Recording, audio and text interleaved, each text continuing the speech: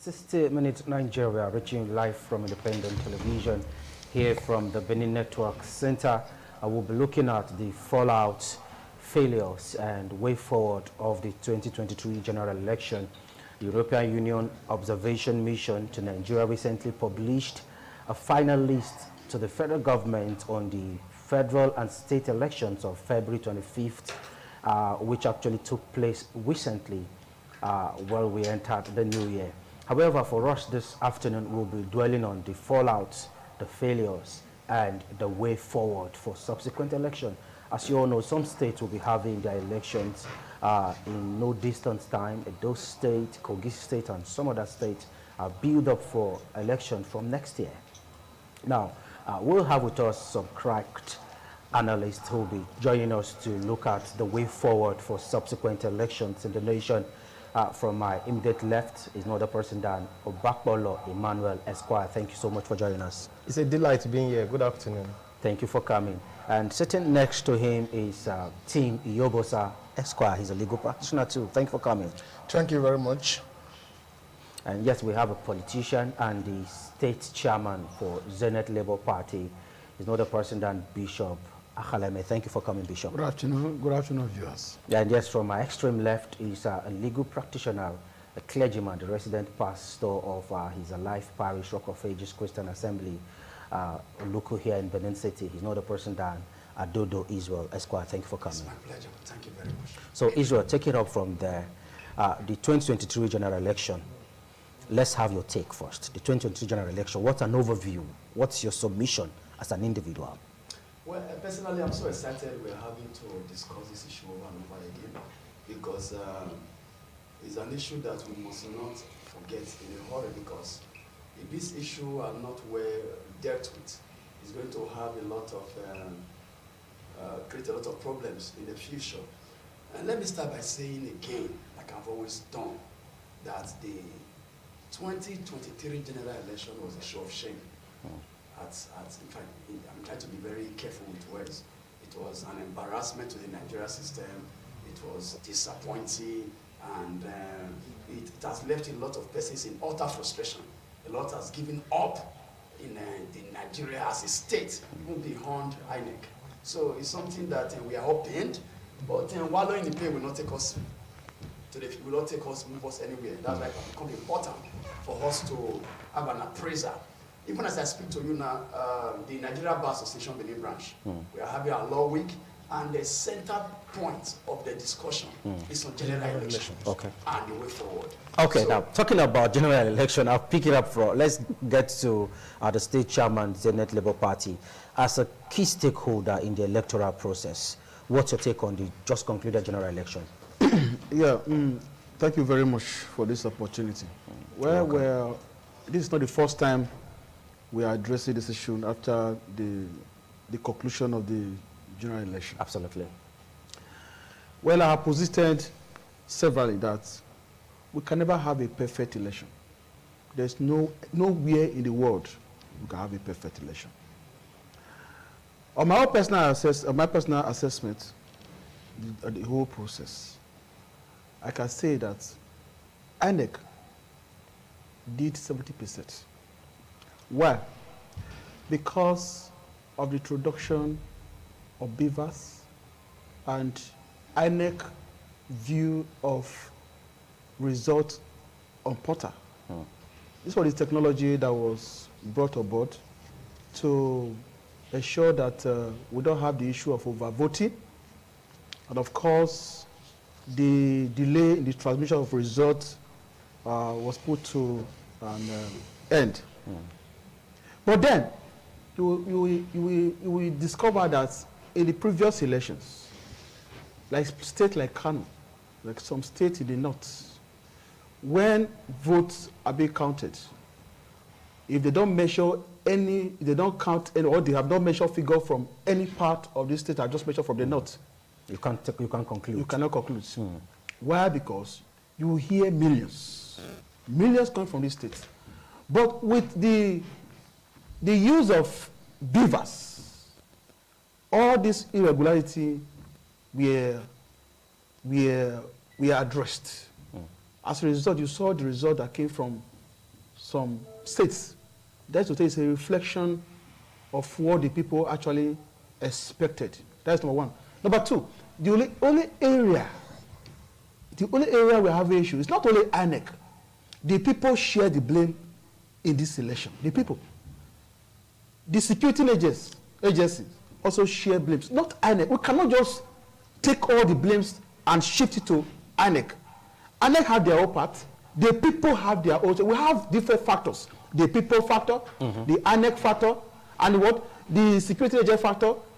All this must be addressed. When we address them, we cannot talk to ourselves. Not only INEC, we will talk to INEC, we will talk to ourselves as individuals, we talk to the stakeholders, of course we talk to the security agent to see how we can have a better election in the future. Okay, now we'll come back to you, Bishop. Iyobo Satin, he's saying INEC did well. 70% is a pass mark for me. Pass if you ask for my, 70% for me is a pass mark. But so many Nigerians are of the view that INEC didn't do well. But if Bishop, as a stakeholder, is saying INEC did well, 70% is an excellent mark. What says you, Tim?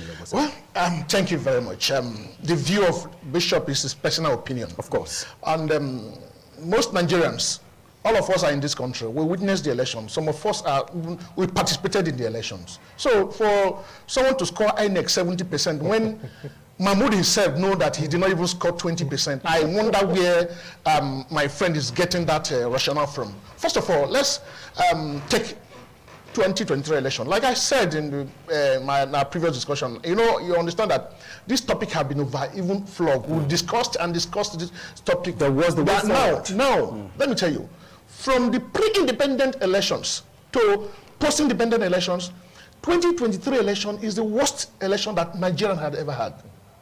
There's no doubt about that. He said something that there's no perfect election anywhere in the world. That is true.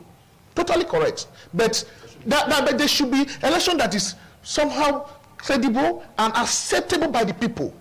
Because 2023 election, even the election that Yaroda complained of, 2007, that the election that brought him was not all that fair. If you have to rate that election in a scale of 0 to 9, I will even rate that election 6. But this election, I don't sure I can rate Mahmoud even 20% because he is saying, yes, the other stakeholders who also contributed to the malpractices that actually happened on that day. Yeah. But what we are saying is that because we have a very powerful executive has subsumed other arms of government. So, you see, they say who played the piper dictate the tone. Elections in Nigeria, apart from 1993 elections in Nigeria is always marred with irregularities. But when there is too much problem, when there is too much debt in a blind man's soup, there's debt, is no longer crayfish. Okay. Because 2023 election, like I've said, and I also say it today, and I will establish my opinion, and I know is the opinion of majority of Nigerians, that 2023 election was a shenanigan and was a charade. It was a scam, in short. That is what I will just use to qualify that 2023 election. Let's not forget that litigations are still on. The Electoral Presidential Tribunal, they are still sitting. We are yet to get final verdict from their sittings. What's your take? Let's look at the outcome of the election.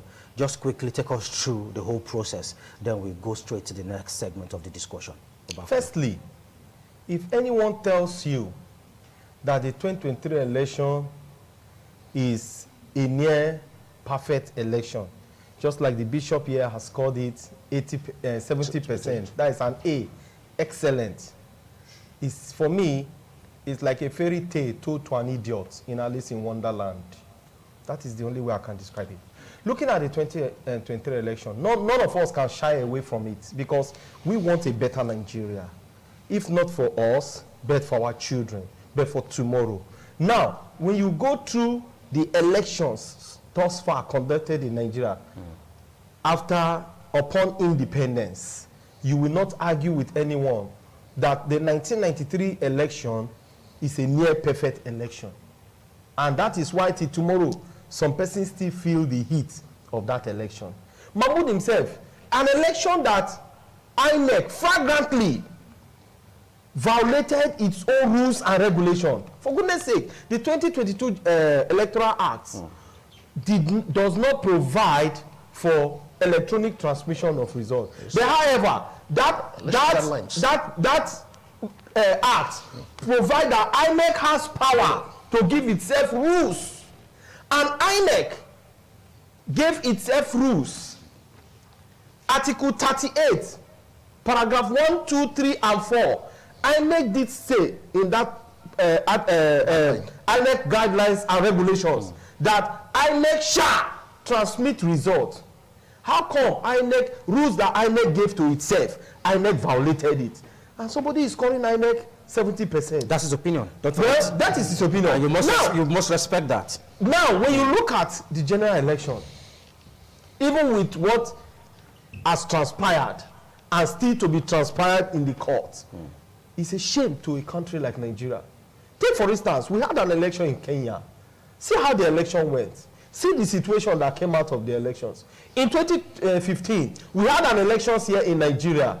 To the extent, the incumbent president celebrated the winner even before the conclusion of the result. That is an election. So, I want to score this election. I don't know if there is any -0. I would have scored this 2020 election. Electoral violence was one of the issues that trailed the just concluded elections. We saw how ballot boxes were snatched. We saw how people were threatened not to come out to vote in certain polling units. Do you think political actors were the one fueling these guys? Or could it be that they were just doing it out of patriotism? Electoral violence has always been there. As a matter of fact, even before we even advanced to where we are now, then people were so violent to understand that there's nothing to destroy. They go to your farm to destroy your produce, just to put you in a position where you are endangered or where you are discouraged. So it has always been there. But the problem still remains that election is conducted by the INEC. And they must be ready to bear the fallouts. So the idea of let's share the blame. You see, in this election, if you ask me, I will tell you that everything worked except the INEC. Because they are the one that cut the shades. INEC has their power. No, I would like you to expatiate on that. Everything worked except INEC. Yes. INEC was in the forefront. That's what I'm saying. Because they refuse to do what ought to have been done. Okay, now, when you look at other elections, like the presidential election, the uploading and everything worked. For the House of Rep, for Senate. That's why the party, the Labour Party, could produce the number of rep that they have, 30-something or so. So, what now happened at the point of the presidential election uploading? Now, let me tell you the truth. You see, if we are going to move forward, because I think we should not overflow all the problem as well. When you look at what Yaradua did in 2007, after the election, he came out openly to accept the fact that the election was not free, fair, and credible.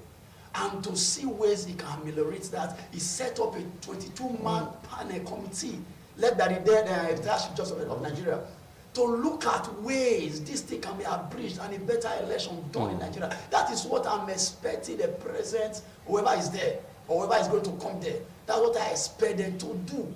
Not to sit down as if nothing has happened. The election was not credible, it was not free, it was not fair, it was marked with violence, and violence was one of the reports that even the EU outlined, that voters were oppressed, voters were subject. People were not happy going out. So I think violence was sponsored by the political... Bishop Akhaleme, take us through. INEC actually admitted that there were glitches during the elections. They actually admitted on national television that there were irregularities that marred the electoral process. Do you think, owing to these irregularities, there should be some kind of review of the 2023 election? Well, review of any process is always allowed. Okay. When we talk like this, we work with statistics, what has happened in the past. Then we now draw a conclusion. Okay. In my party, we had a candidate that contested this election. Okay? When we are discussing INEC, and some people are saying INEC performed badly. And you are not, the reasons why they are condemning INEC are not just, I'm not here to speak for INEC. Okay, I wanted to ask if you are a spokesperson for the INEC. I am speaking as a stakeholder and as a realist. Okay. You know, see, Nigerians are very good at shifting blames. You understand? If you must condemn INEC, you ask yourself, what was your role in the election? That's why when I started, you see, look at it. INEC agreed that though they were irregularities, which is permissible in every system. No system. Okay, we have been here since now. You are working on something. It's not to make sure that we work very fine. There are times the power will just go off. These are part of life. Gotcha. So we must admit this. What I am saying that is still very glaring is that Bishop, we need to quickly go on a short break now, and when we return, we'll continue with the discussion. Don't go nowhere. Thank you so much for staying with us. If you're just tuning in, this is 60 Minutes Nigeria. It will take you around the nation in 60 minutes. And yes, today we actually x-ray the fallouts, the failures, and the way forward in the just concluded 2023 election as the European Union Election Observation Mission EU to Nigeria. They recently published a final report on the federal and state elections of 25th February and 18th March. Now, the chief observer, Barry Andrews, a member of the European Parliament, stated, and he said, and I quote, in the lead to the 2023 general elections, Nigerian citizens demonstrated a clear commitment to the democratic process. And that said, the election exposed enduring systemic wickedness and therefore signal a need for further legal and operational reforms to enhance transparency, inclusiveness, and accountability. Following a 3-month-long observation across Nigeria and in accordance with its usual practice, the EU is now pleased to present its findings and recommendations. The shortcoming in law and electoral administration hindered the conduct of the well-run and inclusive elections and damaged trust in INEC. I'd like us to pause here. I'd like us to pause it here. It says it damaged trust in INEC. And if INEC is saying the election was free and fair, and EU is saying there was a damage in their trust, let's move on. They say they're particularly concerned about the need for reform in 6 areas which we have identified. They have identified some areas. I think we would like to let you know some of these areas, and of course they provided a recommendation. They say, we believe if implemented could contribute to improvement for the conduct of elections. According to Barry, the 6 priority recommendations point to the need to 1, remove ambiguities in the law. Then number 2, establish a publicity accountable selection process for INEC members. Then number 3, ensure real-time publication of and access to election results. Then number 4, provide greater protection for media practitioners. Then number 5, address discrimination against women in political life. And number 6, impunity regarding electoral offenses. Now, these are gray areas where EU actually pointed to a country as a way forward. We were still with you on the glitches admitted by INEC in the just completed election. Take us through. I'll go to Iyobo Sate. Yes. You just wrap up quickly, Barrister Bishop Akelebe. We're still with you. These fronts, the electoral fraud have been there for a very long time. Okay. What we are saying is that if you see the submission, the violence we're talking about, it was never INEC that did that.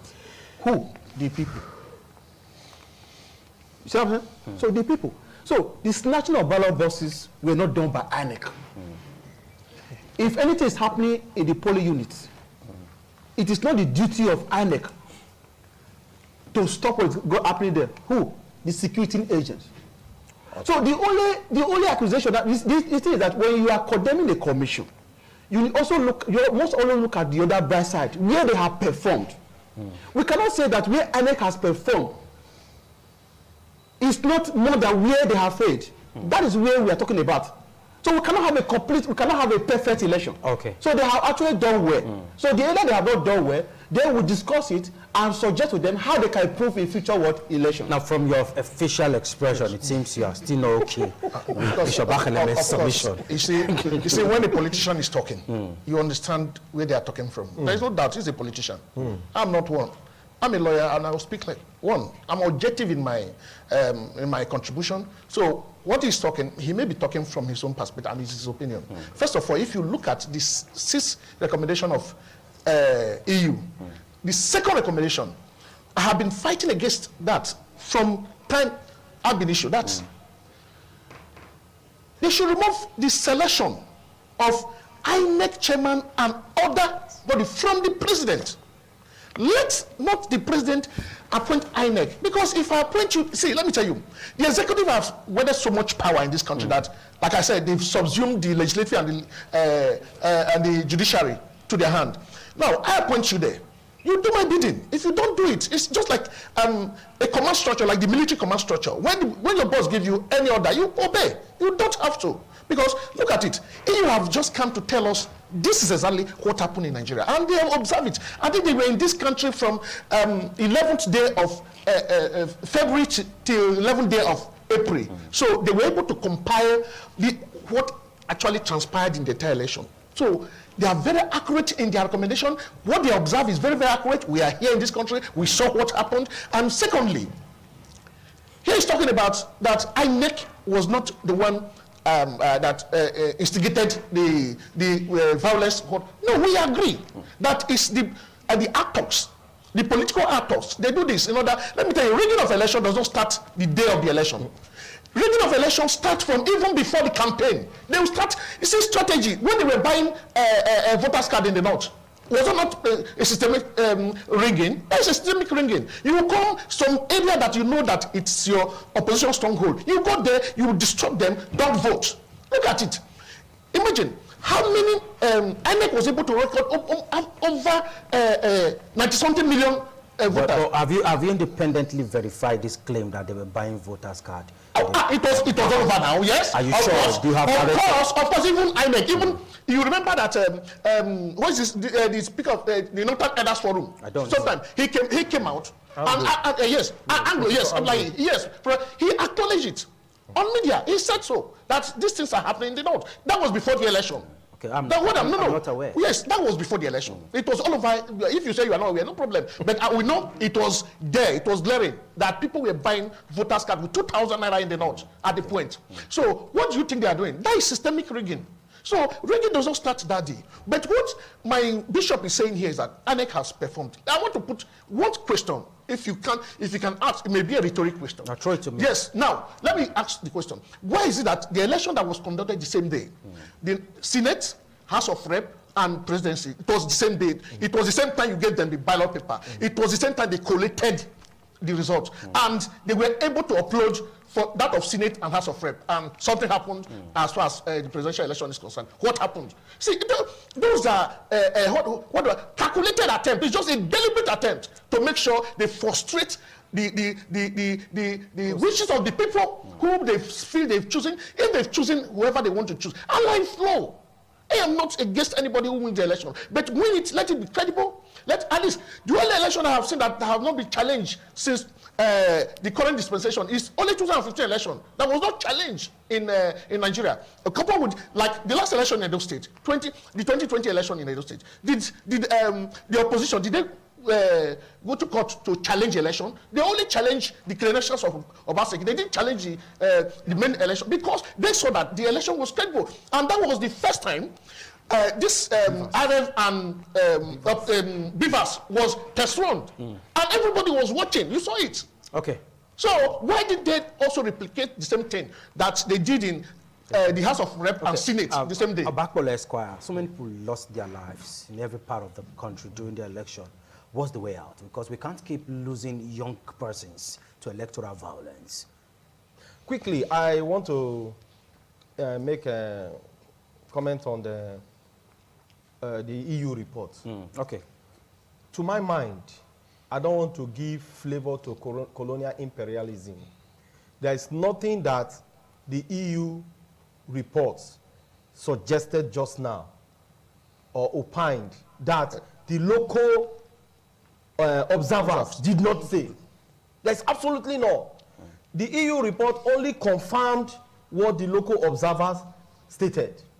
That's for that. Then, when you look at the Nigerian system, you look at the politicians.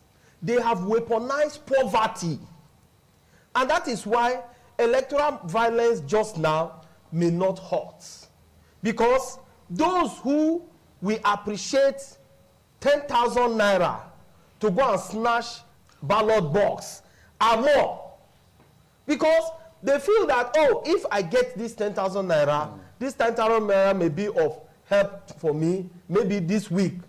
And that is what the average Nigerian politician, with all due respect, some have capitalized on.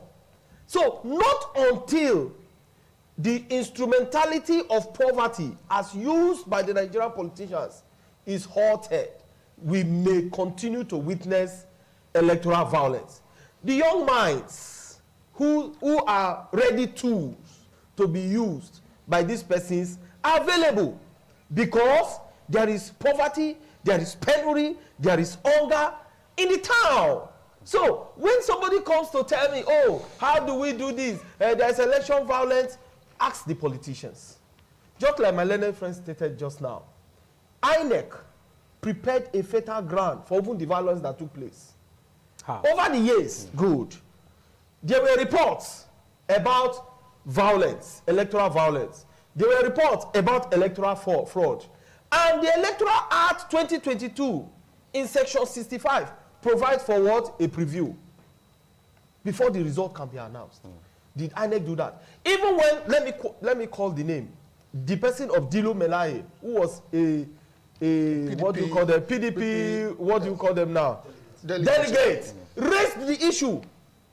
The man told us, INEC chairman told us, okay, well, we will do that, but only in the night around 3 a.m., like the gathering of witches and wizards, announced the results. While I was sleeping, result was being announced. When I woke up, that would have been a better time to announce this.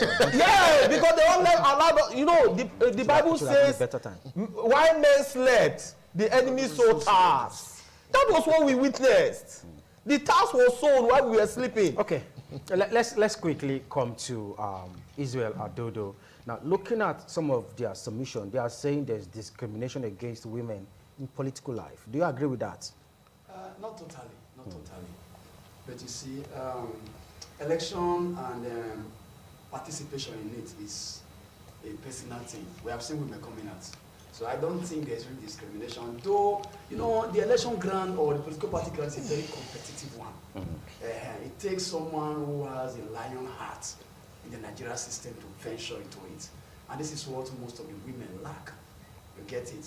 I don't really think the way things are going, even in other, look at many states, there were some political parties that allow for women to take their form free of charge. You get it? So I think the grant to make participation easy for women is getting better every day and every day for the Nigeria system. So I don't think that is totally true. But to some extent, I still think we can do more to encourage women participation in our political processes. Okay, impunity against electoral offenders is what is their last submission, and we've seen these offenders just get away with some of this crime without being made to face the law. Do you think we are being fair to the system? Bishop Bakhaleme. Thank you. Like I said before, I want to say this again. When you have people, when we talk about hunger, I want to start from where my friend stopped. Okay. Then I'll answer your question. When we talk about hunger, that the politicians have weaponized poverty, that is why people do all this we are seeing today. They are talking about this impunity we're talking about today. It's a discipline. In the side of who now? In the side of the people. Okay. The people are not disciplined. It's a discipline. Okay. Do you know why? Why? No, we are here now, we are talking. When we live here, when we go to the field, we will do different things. You see, the common value have been trashed. Sometimes we don't talk to ourselves. That's what is called the reality principle. I am not just a politician, I'm a professional. You see, some people don't tell themselves the truth. You see candidate contesting an election. campaigning. You know who can govern. You know who can give you what you want. You know who can become a good leader. Even before the election, you started laughing. Does he have money to share? You are saying it. But when we come on air, we don't reflect what we stand for outside the studio. Indiscipline. Many people are looking for a position who can give them money, whether they have the metal asset to deliver or not. Many people are looking for who will give them 10,000 naira to go at the street, to go and snap ballot bus. So, this is the problem. What is the fault of the INEC here? The people. If you don't collect 10,000, will you die? So does it not give electoral offenders let me tell you the something. opportunity to now get away with their crime? Let me tell you something. Let me tell you something. There are people who are supposed to do that. Tell these people to court. Okay. But because the people they are serving, we have these desperate politicians who brought up money, share it to the people, who are also sponsoring these thugs in the election to perpetrate this violence. When you arrest any of them, they will just make a call, they will release him. All of us, we have to come to the drawing table. We have to come to the table and discuss again how we can navigate, how we can fix Nigeria. It's not about shifting. We're talking about INEC. Who is INEC? The people. It's not the people that's INEC. Who is the INEC chairman? It's not Percy. The commission, the INEC is just a system. Who are under the INEC? Remove the veil. They don't remove the veil. Who are there? The people. So, many Nigerians are desperate. Okay. Many Nigerians are greedy. Many Nigerians believe that the only way you can be recognized in society is for you to acquire material wealth. It doesn't matter how I get it. Okay. So that's where we continue to remain where we are today. It's obvious Bishop Akhaleme is channeling his thought towards the people. If the people get it right, the leaders at the top will also follow suit. Do you think leaders should learn from the followers? No. My bishop is turning logic upside down. He's turning logic upside down. Yes. You see, what do you mean by that? He's saying things the opposite way. The people is supposed to learn from the leaders. The leaders, when they say show example, let me tell you one thing. In 2015, when Muhammad Buhari won the election, I never supported him. I supported Goodluck Jonathan, not because he's from the south, because I feel he was the lesser evil among the contestants. Because there's this philosophical saying, when you are faced with two necessary evil, you choose a lesser one. I believe Goodluck Jonathan was a lesser evil, because not that he was competent, because I knew Buhari has nothing to offer. I said it openly, that he has nothing to offer, and the 8 years has completed, and it was obvious that he really had nothing to offer.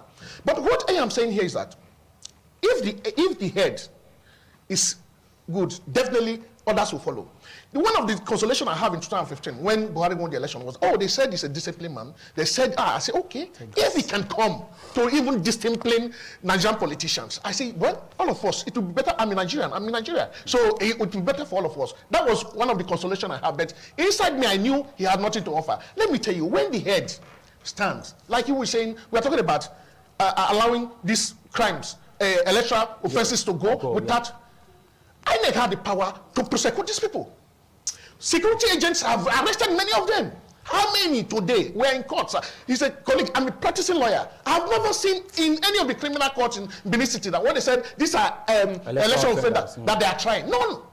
Why? Like I said, who are those who are sending these talks? Are they not the same politicians?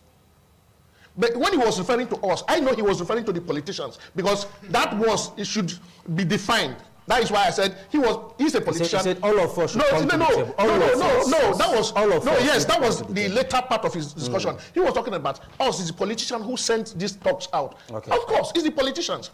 Like my colleague rightly said that when you punish poverty, the people are ready to do something for even 1,000. He's a hungry man. Hungry man has no moral rights. I think I'll throw that question out to you. It seems, according to Barrister Team, Bishop is being logical with his response. Let's bring it to you now.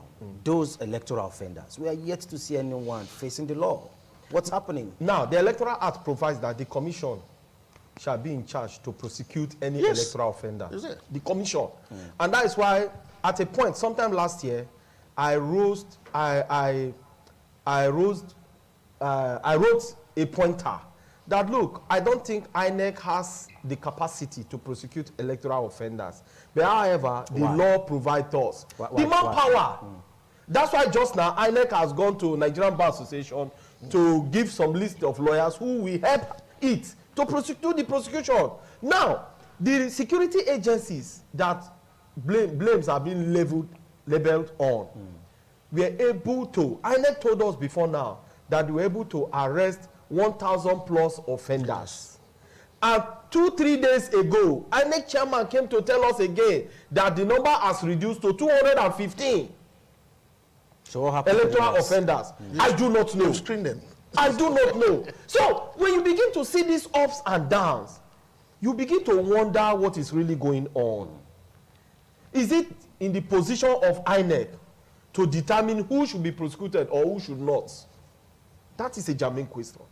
If the security agencies have apprehended 1,000 plus, why not take those persons to court so that they can prove their innocence? Why are you reducing the number? These are some of the questions begging for answers. And that's why, to my mind, I do not think Mahmoud-led INEC has done Nigeria well. Okay. So I pray and hope that he will sit down tight. And he should not conduct the next election. Okay, is Adodo Esquire. Now, if he's saying he just hope Mahmoud doesn't take us through the next phase of the election, some Nigerians are saying the president and commander-in-chief should fire him. If service chiefs were removed, if some sectors of the economy is being revamped, they think there should be a change quickly. Now that it's still hot, what says you? Do you think Mahmoud Yakubu should take a bow out of the system? To start with, a government that has refused to accept the report of the is not committed to a credible election in the future. So I don't see any light on subsequent election in Nigeria. A president sacking whoever is the INEC chairman at this point is not advisable. You know, I spoke about the committee led by OWAS, former CJN. One of the recommendations he made, also like what the INEC EU said, is that the procedure leading to whoever becomes stakeholder in the INEC should not be left in the hands of politicians. It's an independent organization. Now, in that OWAS committee, it was recommended that the NJC, yes, which is the highest decision-making body of the judiciary, should be responsible in selecting whoever becomes the INEC chairman. And that's what they have also said. Let there be a credible process. Because as long as politicians are the ones selecting, appointing whoever is the INEC chairman, resident governor, all of those things, commissioner, there's going to remain a problem. Because like my brother have said, whoever pays the piper, we keep determining it too. So if we want to look at a bright future, that's where we start from. Okay, Bishop Bakaleme, quickly take us through. We'll need to be wrapping up right now. The presidency, honestly, they've debunked what EU said. They are not in line with the EU's report. Do you think it's a good one in the right direction? Nobody, for us as a nation, nobody will be allowed to crucify himself. The election has come and gone. The man won the election, as announced by INEC. So if you are not comfortable with the result given by INEC, just like what they are doing, you go to court. You challenge the court. So that is the issue. But the only thing we need to do is to keep advising INEC. Like most times, when they call us for meetings, we normally tell them that in a general election, there's no need to separate governorship, state election from presidency. Let's do the thing, one thing. Let's just do it so that we can reduce the cost. This is one. Then the security measure is that when doing an election, some of them at times they look away where things are going on. It's not INEC that everybody have there's what they call division of labor. Everybody have their own role to play. Then I also want to talk to us here that in any election, whether you're having a governorship election in the state or you're having a general election, when can they come out like this? Open your eyes and look at them, listen to their manifestos, listen to their policy documents, and go to the VIT and vote for the right kind. That's the only way we can have a better nation. Not INEC that will give a better nation. It's you.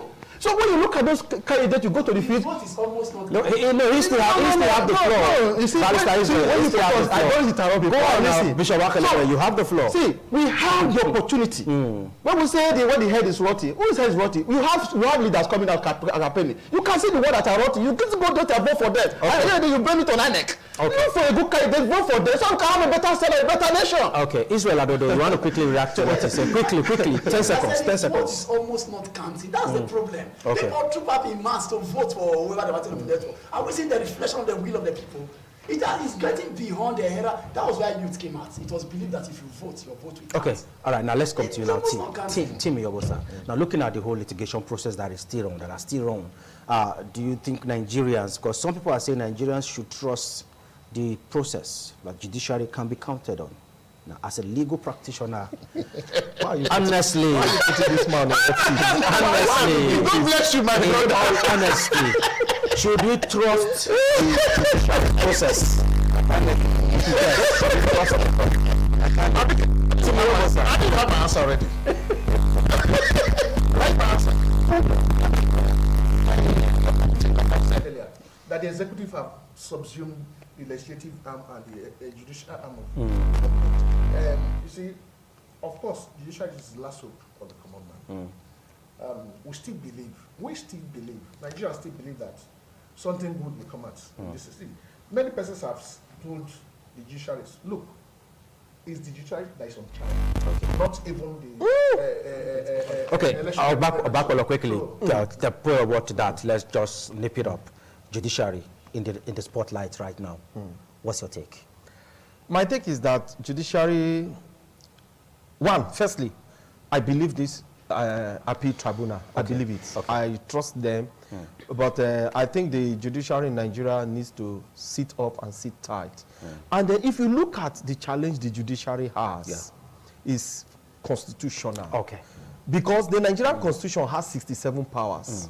64 to the executive, 1 to legislature, 1 to judiciary. The remainder 1 is shared between the executive and the legislature. Again. So the judiciary is more or less hands are tied at the back, like one of our judges put it some time ago. Right, let's just hope their hands will be tight in delivering their judgment. Let's just hope, as the proceedings are on now, their hands will be tight to give the right judgment. Thank you so much, Israel Adodo Esquire, for coming. Bishop Akelele, it's always a nice time having you. Thank you. Tim Yobosa, you said I was put in a tight corner. So sorry about that. That's something so sad. Bakwale Male Esquire, thank you. I'm for delighted. coming despite the short notice. This is where we'll be joining the court in on 60-Minute Nigeria, reaching you from independent television. We'll be seeing you next week, Thursday, again, hopefully. I'm Daniel Praise Debame. Bye for now.